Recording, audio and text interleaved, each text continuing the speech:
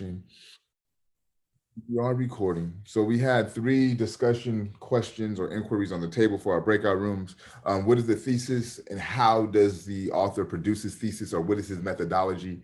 2, what is your definition of academic success for Black men? And then finally, what stood out to you or what was most informative about the article? Who would like to share what was discussed in their breakout rooms?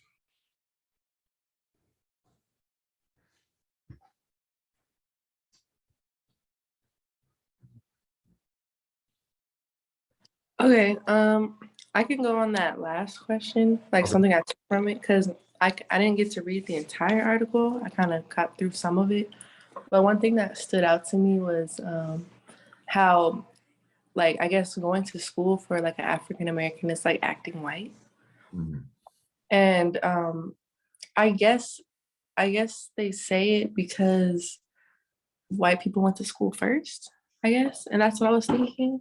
Mm-hmm. And then, we joined the educational system. So I don't really understand why, like, because I know the word is used very loosely, like even between us, like, oh, you acting white. Like, why you gotta be like, it's like pertains to being smart. Mm-hmm. So like, why does being smart have to be white?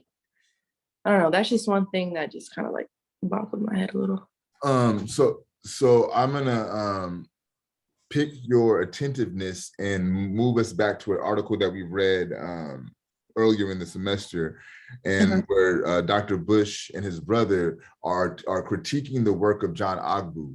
And the work of John Ogbu is the one who says that for African American boys in educational spaces or in schooling spaces, educational attainment is acting white, right? And then so with the author of the article I'm referring to, Dr. Bush and his brother, they critique this notion, and they say that what Ogbu got wrong is that they're not conflating academic attainment with acting white. They're conflating schooling with acting white, right? So what that brings to the discussion is a distinction being drawn between schooling and education, right? And they mentioned that schooling is intended to maintain the society's existing power structure, right? Whereas education is designed to bring out what's inside of you, to bring out that divinity that's latent within each and every one of us. So to me, to answer your question, Zoet, they're saying that this notion of schooling and striving to obtain schooling is more likened to acting white, which is why I asked question number 2 in the breakout room is, how do you define academic success for African men, right? And we'll kind of get into that conversation a little bit more as we go throughout the day. So is that why they said we focus on the goal of getting to college or graduating college instead of what happens after school is all done? Right, and it's also to disturb this discourse around, or this what they call the deficit discourse. So only focusing on the negative components of Black folks' educational experience or Black folks' schooling experience. They want to kind of move away from that and kind of focus on African men obtaining academic educational success. Does that make sense? Yes. Okay. Got it. Perfect. Irasemi, you had your hand up, and then Tanaya.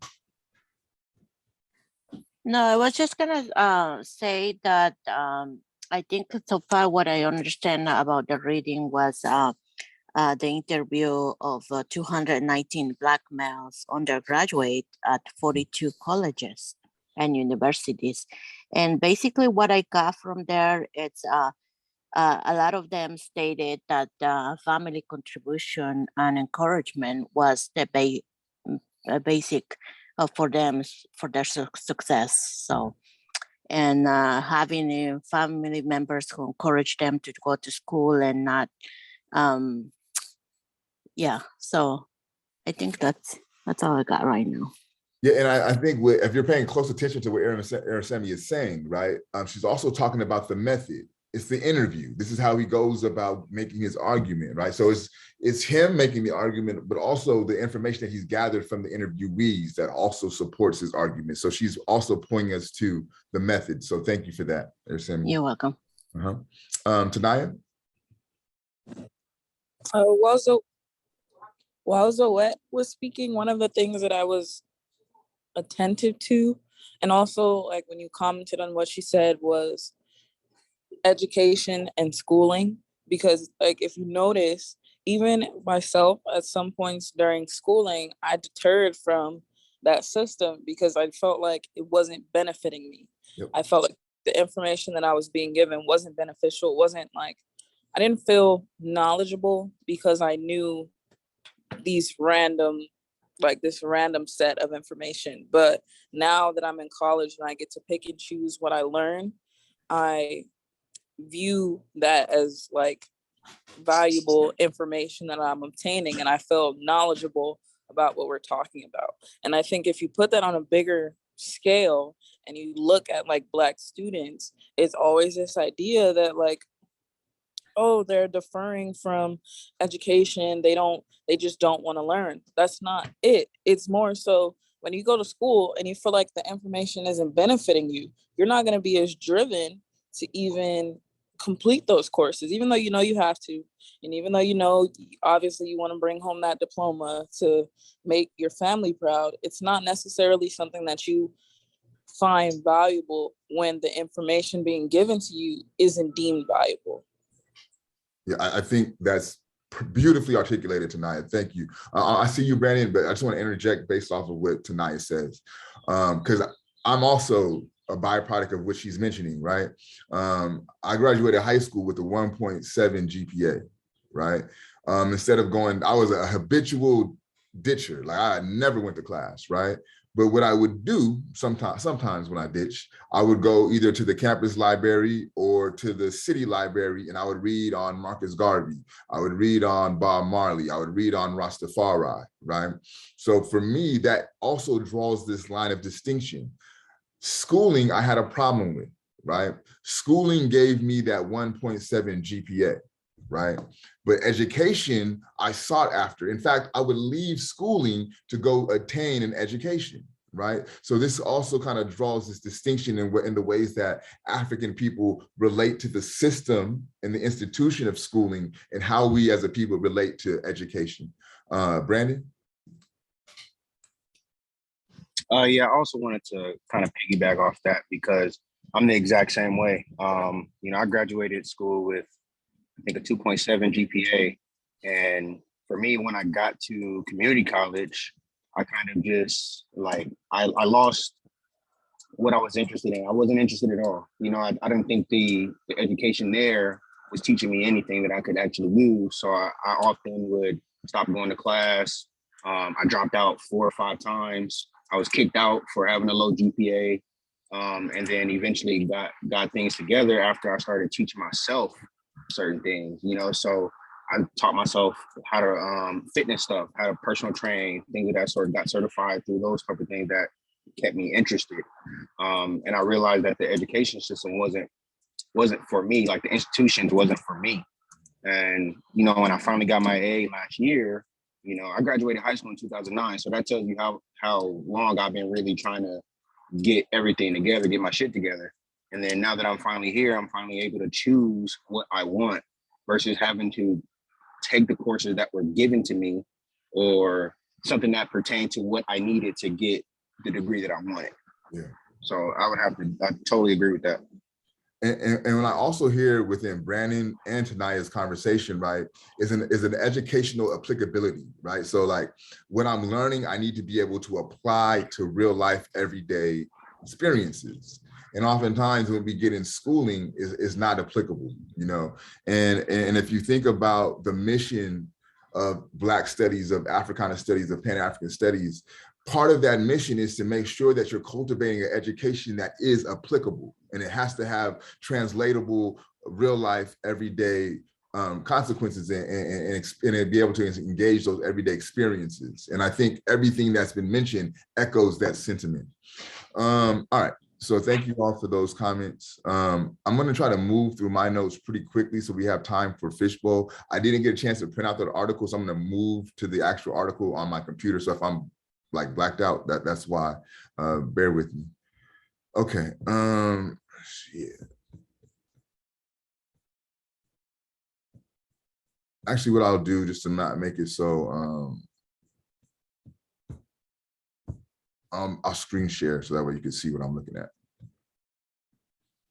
All right, so for those who may be like really into education or the science of education, right, in Southern California, his face may look familiar. Mr. Sean Harper, he runs the Center for Race and Equality at USC. And this is highlighted for me because it kind of speaks to what he's up to within this article, right? This is attributable to, at least in part, to the deficit orientation that consistently reinforced in media, academic research, journals, and educational practice. So this idea of the deficit, right? We're going to look at all the ill things, all the things that are done wrong as it pertains to African educational advancement. So then they provide you with the purpose of the report, an anti-deficit view of Black male college achievement. Therefore, little attention will be devoted to reminding readers of the extent to which Black men are disengaged and underrepresented among college students and degree earners. Here's a summary of the problems and inequities that are typically amplified in public discourse, research journals, policy reports in various forms. So these are some of the deficit model statistics that become very proliferated. Said this emphasis on the study was placed on how Black male achievements managed to gain admission to institutions, overcome the hurdles that typically didn't disadvantage their peers, and amass portfolios of experiences that rendered them competitive for internships. So not only how they were able to get into college, right, but how they were able to navigate the college experience and then ultimately to secure some type of career success for themselves. This notion of cultural capital becomes important. I believe I mentioned this in class before, but cultural capital is this idea of the communities that you come from. They have their own knowledge base, right? And that knowledge base should be validated and it should be able to be brought into your classroom experiences, right? It says how the study explored how they all acquired various forms of capital that they did not possess when they entered their respective colleges and universities. It's especially interesting as 56.7% of the participants came from low income and working class family. Also exploring how they negotiated popularity alongside achievement in peer groups and thrived in environments that were sometimes racist and often culturally unresponsive. So how they were able to navigate the rough terrain of college. This talks about how they were able to get into college, right? And the support or lack of thereof that they received within their high school. And they said many teachers, many participants felt that teachers, by and large white women, were incapable of engaging meaningfully with more than one or a few Black male students at a time. Only these teachers' favorites received such attention. Most considered themselves among the lucky few to have had teachers who, for some reason, thought they were worth the investment. It seems important to acknowledge here that the participants did not receive preferential treatment from teachers because they were among the highest achieving students in their school. So while this speaks to their ability to enter college through the assistance of, what we may call white benevolence, but what I was more attentive to, what about all the other students that they didn't have the capacity or the bandwidth to be able to assist and get them into college as well, right? Who weren't their so quote unquote favorite students or who weren't among the highest achieving students within the school. They should also have the opportunity to go to college, right? Then they talk about the inability of counselors to provide accurate counseling, right?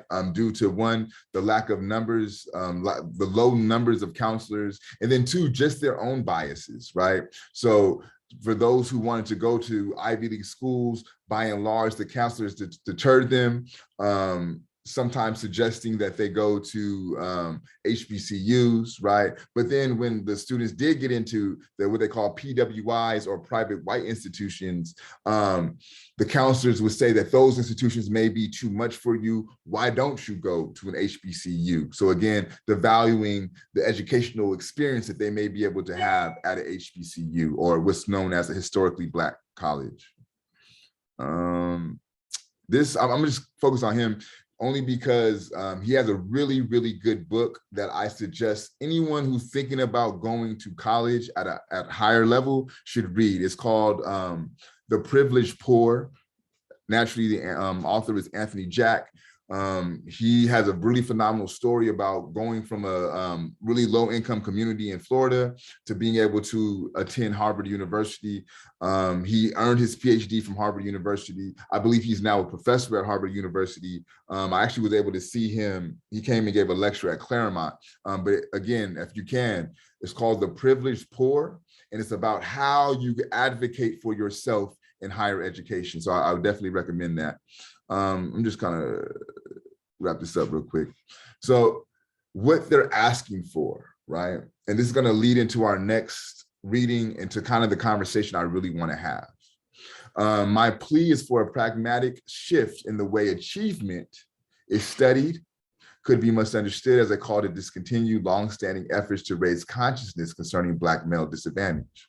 For sure, more anti-deficit research is needed, but so too are additional studies that help explain in far more complex ways why Black male students perform at the lowest on most traditional measures of achievement, why many white educators expect so little of them, and how social forces, for example, poverty and access to healthcare, impact their educational outcomes. In sum, I advocate for more balanced and multi-dimensional understanding of Black men's lives in school and other social contexts. And for me, this idea of a more pragmatic shift is really kind of gets to where I want us to start getting and discussing. So those are my notes. Brandon, do you have your hand up, man? I'm sorry. Oh, sorry, I forgot to put it down. Okay, cool. So if there's no questions, we could transition into our fishbowl with the time that we have left. Remember, you could talk about my notes, you could talk about what was discussed in your breakout room, or you could talk about what was in your journal. Is there anyone who wants to volunteer for the fishbowl?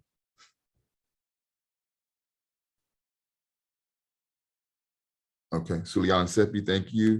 We have you. Anyone else? And if not, I'll just call it. Oh, I'm sorry, Roxanne, I got you too.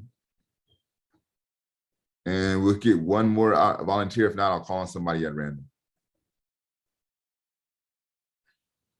All right. Women. Okay. Jake, are you prepared to fishbowl today? Yes, I can do another fishbowl. Okay. And I think this is your second one, correct, Jake? I think this might be my third one. Okay. I'll double check. If you've done 3, you'll get extra credit. Okay. Yeah, and if not, this will be your second. You'll be done for the semester. Okay. So out of the 3, whoever wants to start, it's on you.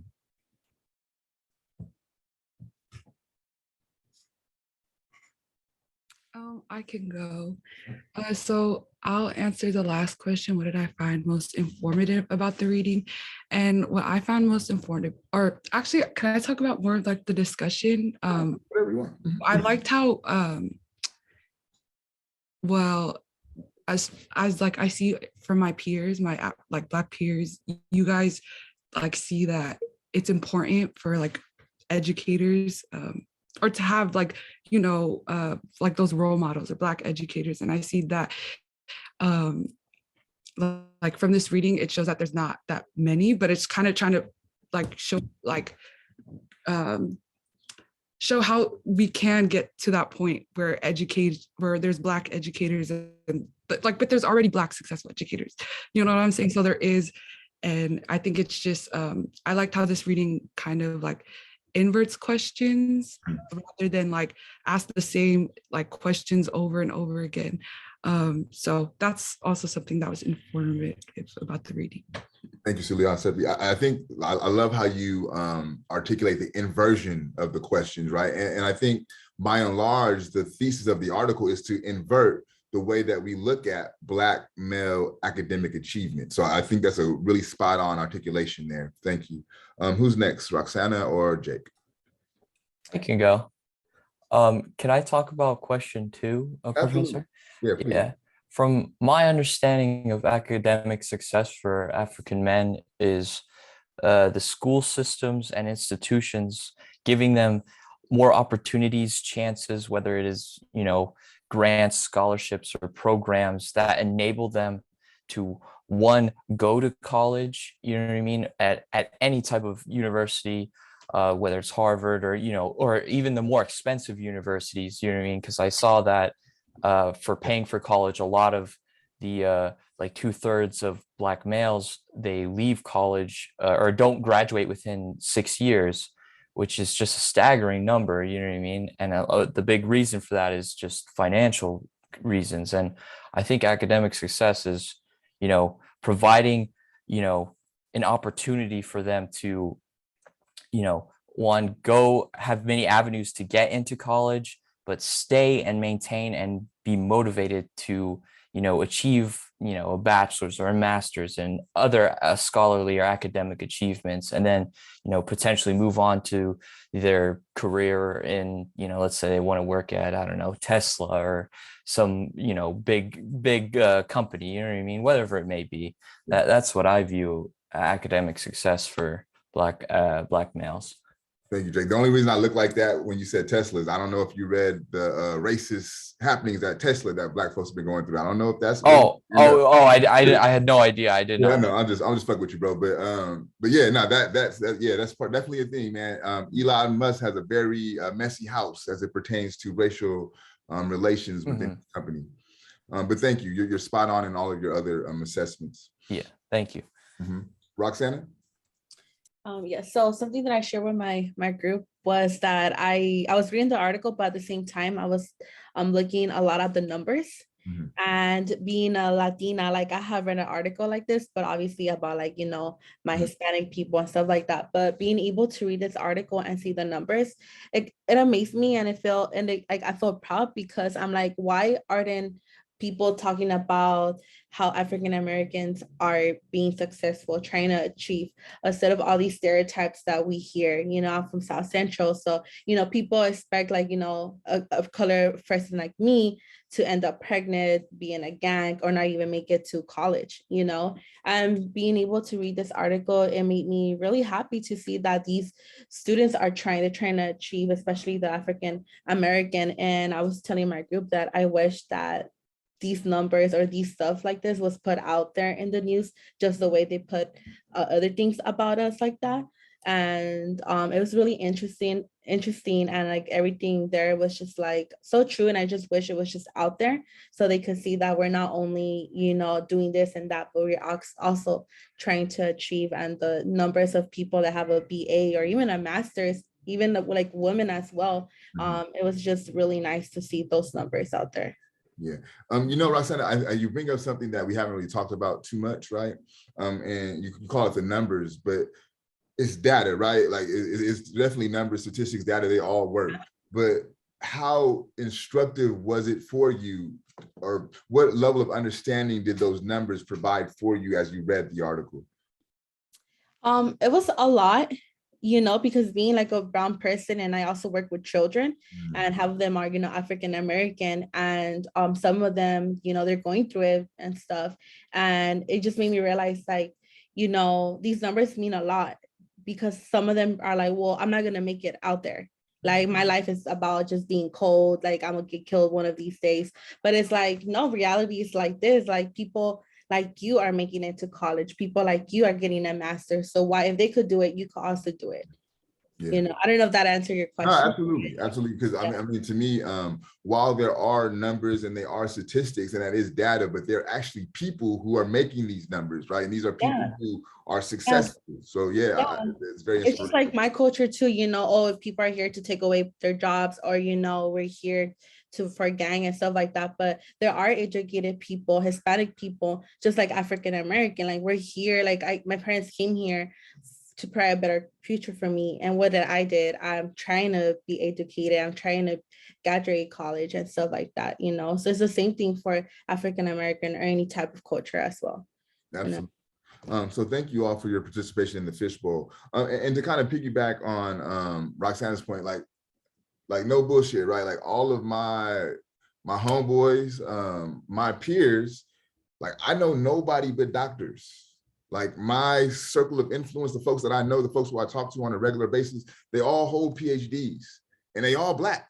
You know what I mean? So like the low number of statistical PhD attainment for Black folks is not my reality, right? Because like I know more people with them than without them within my close sphere of influence, right? Brandon? I just wanted to comment like on some of the words that we're using, like trying. To me, I think the word trying is a failure word because we're doing it. So I would like everybody to kind of think about that. Instead of using the word trying, just think that you're doing it because you are actually doing it. Yeah, I like that. It's a manifestation, right? It's things to come. It's in the works. So yeah, spot on. So let's kind of shift our discussion a little bit, and this will lead into next week's reading. And you'll get this little bit more in the reading, and it'll make a little bit more sense, but I want to throw this out to you, right? I'm going to ask you to imagine. So if you were to take a lion, right, and no one would argue that like the lion is the baddest motherfucker in the jungle, right? Like it's the king of all the animals and what have you, right? So if you are to take a lion, capture him, place him in a cage, and then bring him into the zoo, right? And a part of the lion being doing what he's supposed to do within the confines of the zoo is a lot of it is against his lion natural nature, right? So in the jungle, the lion's gonna roar, but in the zoo, they want the lion to purr. You understand what I'm saying? As far as it being against his natural nature. In the jungle, the lion is eating meat. In the zoo, they want him to be a vegetarian, right? Against his natural animal nature. So what is success for that lion? How would you think about what success means for that lion to be successful, one, but two, and more importantly, to remain a true, authentic, intact lion? What is that? What would require for that success to be manifested? What do you think?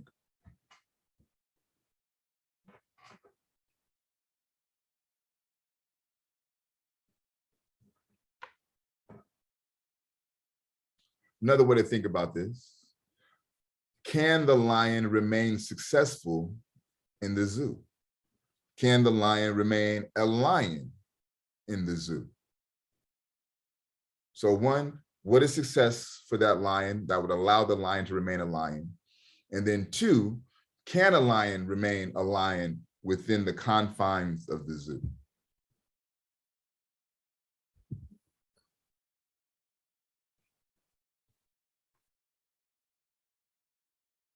What do you think?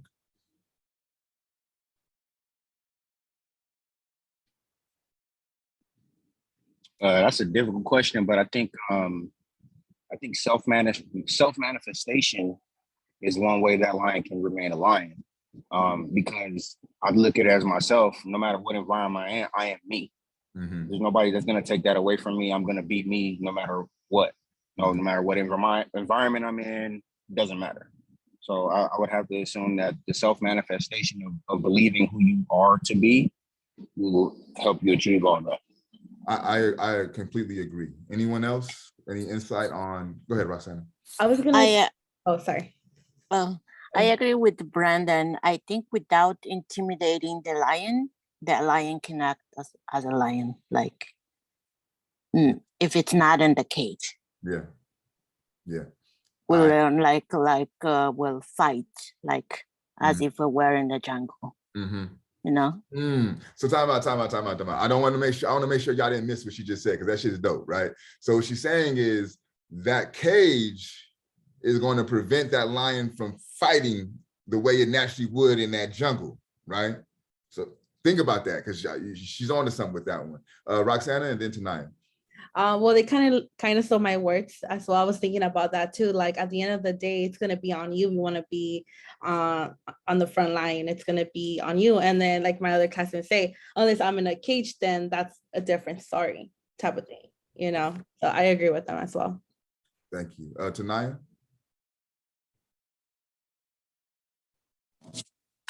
Going back to Brandon, I feel like greatness, for people who are greatness is instinctual. It's kind of like when you have students coming from those low income communities that are basketball or football or track stars, they were great. When they're intelligent and they're outperforming their classmates, they were great from jump. It's not anything that anyone can do that can actually remove their greatness. So with a lion's strength cannot physically be removed because it's actually a trait. Like it's a characteristic of a lion. If you have a lion is strong. So if you have a person who has a history of greatness, regardless of the environment that they're put in, they will be great. And I think that's something that we have to pay attention to. It's not necessarily like, to piggyback off of Brandon, yes, it's manifestation, but in the same instance, it's also tapping into that instinct of what you know you're capable of. You have to know that you're capable of it before you're able to perform. But the performance, the ability to perform is always there. It's not something that can be created nor removed. It can only be enhanced. But you have to know it's there though, right, Tanaya?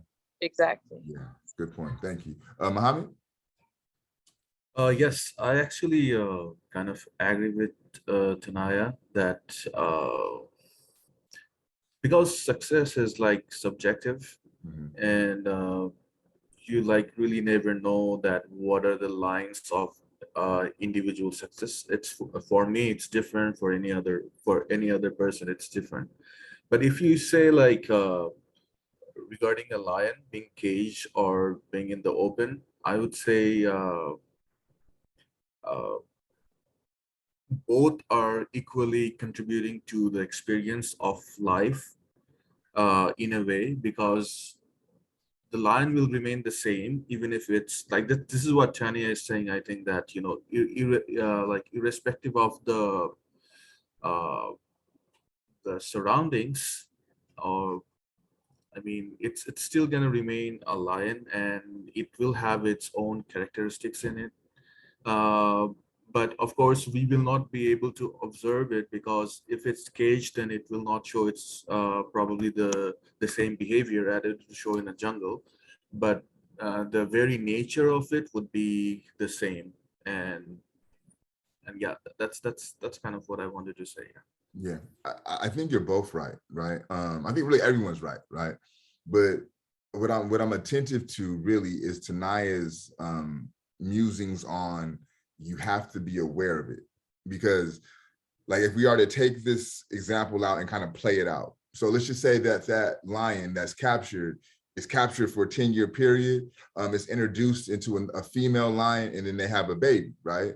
So their offspring is a byproduct of that cage, right? So that offspring doesn't know what it's like to be out in the jungle, hunt for food, to roar, right? It doesn't have that frame of reference. So that offspring is going to be mated with another lion who's been domesticated, and they're going to reproduce another domesticated offspring, right? So as that process continues, you're further removed from that innate brilliance that resides, right? From that innate strength that you have, right? From your ability to hunt. Those things get removed. They're not out of your body, right? But you don't know that you have the capacity to do those things, right? And for me, this is the mechanism, this is the situation that African people in education are dealing with, right? And really, if you think about it, what a lion should do if he has been captured, and this goes back to Irasimi's point, the lion should be doing all within its power to fuck up whoever put him in that cage, right? That's what the lion, that's what success should be for that lion. That's how that lion will remain a lion, is by destroying the mechanism that keeps him in prison, by destroying the person who placed them in prison, right? So to take the metaphor away, right? So what does that mean for Black folks within this institution of schooling, right? So maybe the kid who we say has maladaptive behavior, right? Who sags, who don't want to listen, who's always getting in trouble, who's always getting suspended, maybe what he's really trying to do, maybe what she's really trying to do is remain a lion, right? Could that be possible? Could that be success? right? Although that may lead to suspensions, although that may lead to expulsions, right? But what that student is fighting is being colonized, being domesticated. That student is trying to hold on to his lion nature, right? For me, the way that I went about doing it was I ditched, right? You can't inundate me with your bullshit if I'm not in your classroom, right? And this is the same argument that Carter G. Woodson is making in the book, The Miseducation of the Negro, right? He argues, in fact, the more educated, or what I would say, the more embedded in with schooling you are, the more disattached and disassociated you become from your community.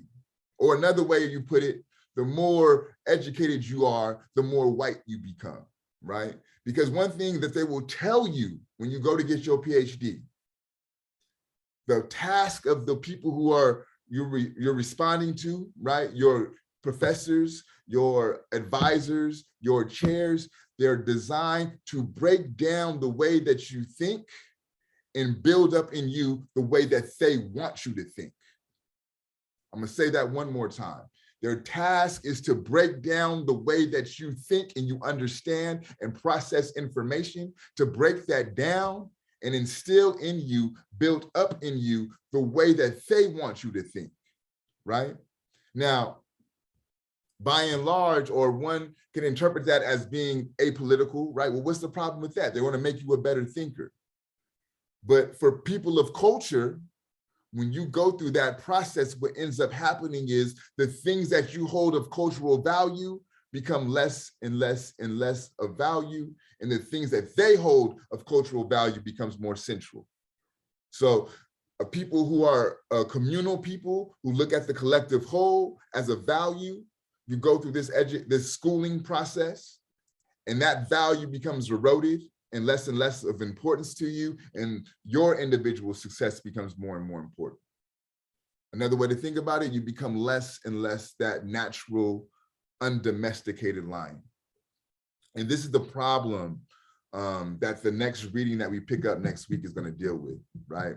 It's going to deal with what is success. It's going to deal with how does the lion remain a lion. It's going to deal with why some may understand, to Zoette's point earlier in the class, why some may understand or some may liken education or schooling success to acting white. And it's going to kind of get into that at a deeper level, and that will be the conversation we'll have next week. Let me show you where to access that reading. Give me 1 second.